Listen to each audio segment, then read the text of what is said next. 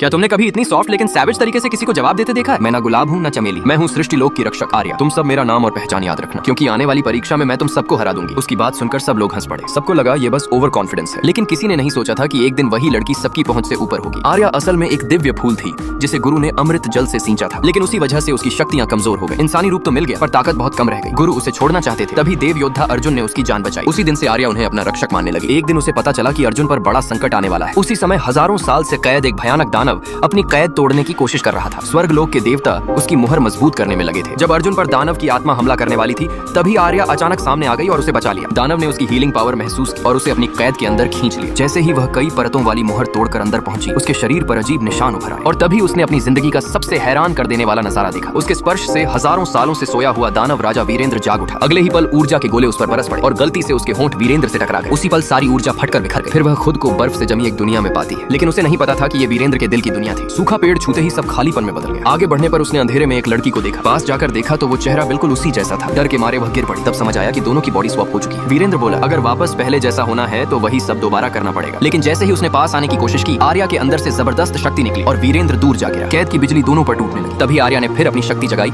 और दोनों दोबारा टकरा गए। इस बार उनकी बॉडी वापस बदल गई, लेकिन इस स्पर्श से वीरेंद्र की सारी शक्तियां लौट आईं और वो अपने असली रूप में आ गया। उसे देखकर आर्या डर कर भागने लगी, पर एहसान फरामोश वीरेंद्र ने उसे मारने की कोशिश की। जैसे ही उसने उसका गला दबाया, उसके माथे पर एक निशान चमका और उसे महसूस हुआ जैसे कोई उसका ही गला घोंट रहा हो। तभी उसे समझ आया अब दोनों की जिंदगी एक दूसरे से जुड़ चुकी है। मजबूर होकर उसने तुरंत आर्या को छोड़ दिया।